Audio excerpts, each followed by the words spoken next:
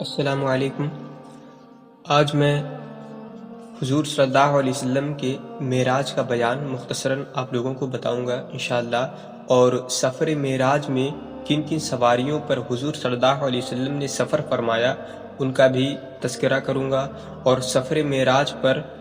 کس کس منزلوں پر آپ صلی اللہ علیہ وسلم گئے یہ بھی بتاؤں گا۔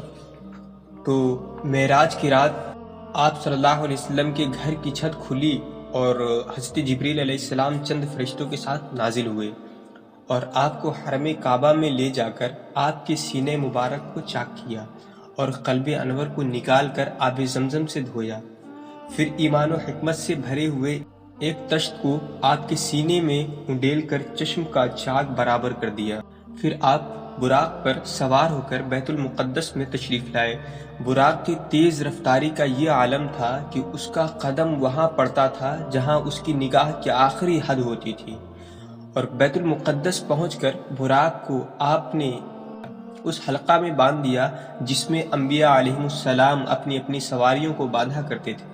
پھر آپ نے تمام انبیاء اور رسولوں کو جو وہاں حاضر تھے 2 رکعت نماز نفل جماعت سے پڑھائی۔ اس کا ذکر تفسیر روح البیان میں ہے۔ جب یہاں سے نکلے تو حضرت جبریل علیہ السلام نے شراب اور دودھ کے 2 پیالے آپ کے سامنے پیش کیے۔ آپ نے دودھ کا پیالہ اٹھا لیا۔ یہ دیکھ کر حضرت جبریل علیہ السلام نے کہا کہ آپ نے فطرت کو پسند فرمایا، اگر آپ شراب کا پیالہ اٹھا لیتے تو آپ کی امت گمراہ ہو جاتی۔ پھر حضرت جبریل علیہ السلام آپ کو ساتھ لے کر آسمان پر چڑھے۔ پہلے آسمان میں حضرت آدم علیہ السلام سے، دوسرے آسمان میں حضرت یحییٰ و عیسیٰ علیہ السلام سے ملاقاتیں ہوئیں، اور یہ دونوں حضور صلی اللہ علیہ وسلم کے خالازاد بھائی تھے، اور کچھ گفتگو بھی ہوئی۔ تیسرے آسمان میں حضرت یوسف علیہ السلام، چوتھے آسمان میں حضرت ادریس علیہ السلام، اور 5ویں آسمان میں حضرت ہارون علیہ السلام، اور 6ٹھے آسمان میں حضرت موسیٰ علیہ السلام ملے، اور 7ویں آسمان میں پہنچے تو وہاں حضرت ابراہیم علیہ السلام سے ملاقات ہوئی۔ وہ بیت المعمور سے پیٹھ لگائے بیٹھے تھے جس میں روزانہ 70,000 فرشتے داخل ہوتے ہیں۔ بوقت ملاقات ہر پیغمبر نے خوش آمدید اے پیغمبر صالح کہہ کر آپ کا استقبال کیا، پھر آپ کو جنت کی سیر کرائی گئی۔ اس کے بعد آپ سدرۃ المنتہا پر پہنچے۔ اس درخت پر جب انوار الہی کا پرتو پڑا تو ایک دم اس کی صورت بدل گئی اور اس میں رنگ برنگ کے انوار کی ایسی تجلی نظر آئی جن کی کیفیتوں کو الفاظ ادا نہیں کر سکتے۔ یہاں پہنچ کر حضرت جبریل علیہ السلام یہ کہہ کر ٹھہر گئے کہ اب اس سے آگے میں نہیں بڑھ سکتا۔ پھر حضرت حق جلالہ نے آپ کو عرش پر جہاں تک اس نے چاہا بلا کر آپ کو پاریاب فرمایا، اور خلوت گاہ راز میں ناز و نیاز کی وہ پیغام ادا ہوئے جن کی لطافت و نزاکت الفاظ کے بوجھ کو برداشت نہیں کر سکتی۔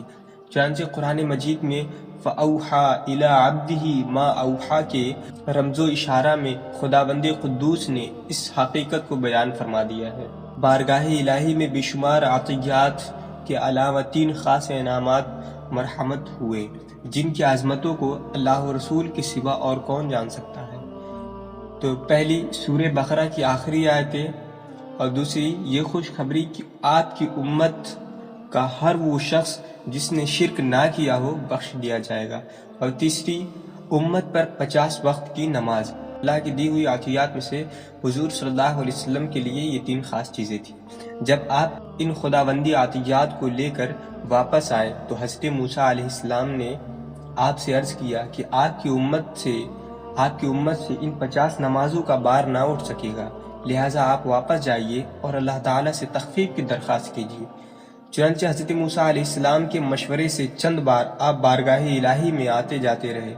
اور عرض کرتے رہے، یہاں تک کہ صرف 5 وقت کی نمازیں رہ گئی، اور اللہ تعالیٰ نے اپنے حبیب صلی اللہ علیہ وسلم سے فرمایا کہ میرا قول بدل نہیں سکتا، اے محبوب آپ کی امت کے لیے یہ 5 نمازیں بھی 50 ہوں گی۔ نمازیں تو 5 ہوں گی، مگر میں آپ کی امت کو ان 5 نمازوں پر 50 نمازوں کا اجر و ثواب عطا کروں گا۔ پھر آپ عالم ملکوت کی اچھی طرح سیر فرما کر اور آیات الہیہ کا معائنہ و مشاہدہ فرما کر آسمان سے زمین پر تشریف لائے اور بیت المقدس میں داخل ہوئے، اور براق پر سوار ہو کر مکہ مکرمہ کے لیے روانہ ہوئے۔ راستے میں آپ نے بیت المقدس سے مکہ تک تمام منزلوں اور قریش کے قافلوں کو بھی دیکھا۔ ان تمام مراحل کے طے ہونے کے بعد آپ مسجد حرام میں پہنچ کر، چونکہ ابھی رات کا کافی حصہ باقی تھا، سو گئے اور صبح کو بیدار ہوئے، اور جب رات کے واقعات کا آپ نے قریش کے سامنے تذکرہ فرمایا تو رؤسائے قریش کو سخت تعجب ہوا، یعنی قریش کے سرداران جو تھے ان کو بہت تعجب ہوا، یہاں تک کہ بعض کور باطنوں نے آپ کو جھوٹا کہا اور بعض نے مختلف سوالات کی، چونکہ اکثر رؤسائے قریش نے بار بار بیت المقدس کو دیکھا تھا اور وہ یہ بھی جانتے تھے کہ حضور صلی اللہ علیہ وسلم کبھی بھی بیت المقدس نہیں گئے ہیں، اس لیے امتحان کے طور پر ان لوگوں نے آپ سے بیت المقدس کے در و دیوار اور اس کی محرابوں وغیرہ کے بارے میں سوالوں کی بوچھاڑ شروع کی تھی۔ اس وقت اللہ تعالیٰ نے فوراً ہی آپ کی نگاہ نبوت کے سامنے بیت المقدس کی پوری عمارت کا نقشہ پیش کر دیا۔ چنانچہ کفار قریش آپ سے سوال کرتے جاتے اور آپ عمارت کو دیکھ دیکھ کر ان کے سوالوں کا ٹھیک ٹھیک جواب دیتے جاتے۔ یہ حضور صلی اللہ علیہ وسلم کے معراج کا مختصر واقعہ تھا، اور معراج میں کن کن سواریوں کی ضرورت پڑی اس کو بھی آپ لوگ جان لیجئے۔ امام معلائی نے اپنی تفسیر میں تحریر فرمایا ہے کہ معراج میں حضور صلی اللہ علیہ وسلم نے 5 قسم کی سواریوں پر سفر فرمایا۔ مکہ سے بیت المقدس تک براق پر، بیت المقدس سے آسمان اول تک نور کی سیڑھیوں پر، آسمان اول سے 7ویں آسمان پر فرشتوں کے بازوؤں پر، اور 7ویں آسمان سے سدرۃ المنتہا تک حضرت جبریل علیہ السلام کے بازو پر، سدرۃ المنتہا سے مقام قاب قوسین تک رف پر۔ یہ معراج میں کام آنے والی سواریاں ہیں جن پر حضور صلی اللہ علیہ وسلم نے سفر فرمایا، اور سفر معراج میں بیت المقدس سے مقام قاب قوسین تک پہنچنے میں آپ نے 10 منزلوں میں قیام فرمایا، اور ہر منزل پر کچھ گفتگو ہوئی اور بہت سی خداوندی نشانیوں کو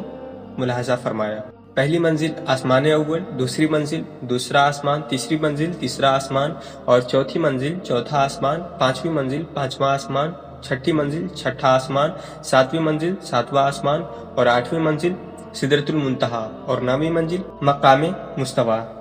جہاں آپ نے قلم قدرت کے چلنے کی آوازیں سنی، اور 10ویں منزل عرش اعظم۔